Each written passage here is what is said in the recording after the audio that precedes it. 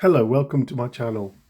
Today I'd like to review and share one of my favourite watches in my collection.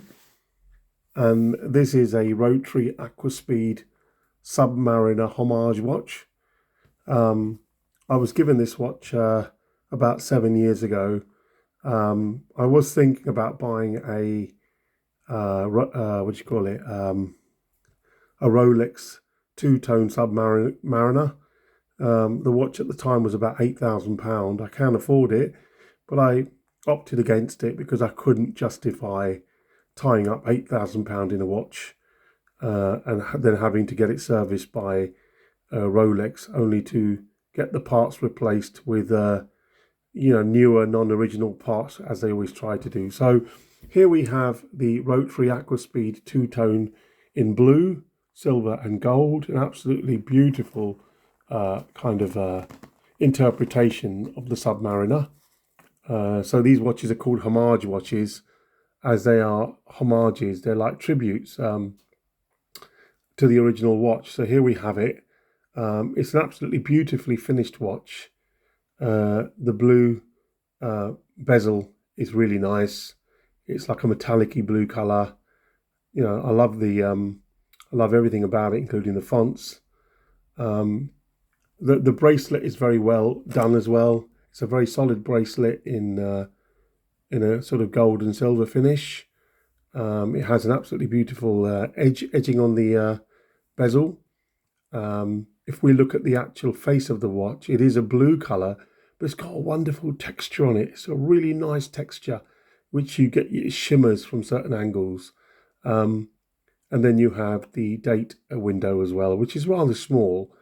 I think that's a lot smaller than the actual Rolexes, isn't it? So, but it's only a homage. Remember, it's like it's a homage watch. It's beautiful. You know, when I wear this watch for business meetings, it gets compliments. It wears well, and I'm there I do correct people if they think it's a Rolex and tell them no, it's a Rotary homage watch. I've got a couple of more expensive watches. I've got a Tag and an Omega, but I opted against buying a Rolex watch for reasons I said earlier. Okay, so let's take a closer look now at the actual watch measurements. So let's take a measurement across the bezel. So the bezel width is 46 millimeters. Sorry, I beg your pardon, 42 millimeters. Let me just double check that. Sorry, I beg your pardon, guys. 42 millimeters. Yeah, it's not as wide as some of the other watches I've got. So 42 millimeters across the bezel there. If we look at the bracelet, that's 22 millimeters. So quite a standard size there.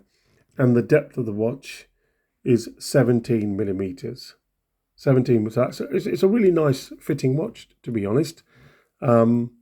It's got a lovely bracelet, as you can see there. It's quite solid. Good interpretation there.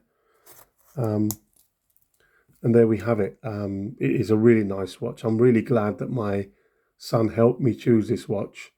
And it does sit proudly in my collection. I'm unlikely to get rid of it as well. There's some watches you buy and the initial attraction wears off quite quickly, doesn't it? But not with this one. It really is a beauty. So I'll just put that down there for you. The box, not a bad box. And there was some papers in there, not a lot. That was the booklet. And then I've had to take a few, even though I've got quite big wrists, 7 1/4 wrists, I've had to take just one piece out of there as well.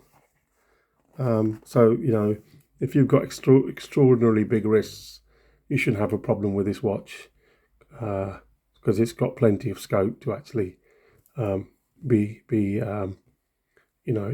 to a larger wrist as well. Take a closer look at that again. What a watch, eh? Fantastic.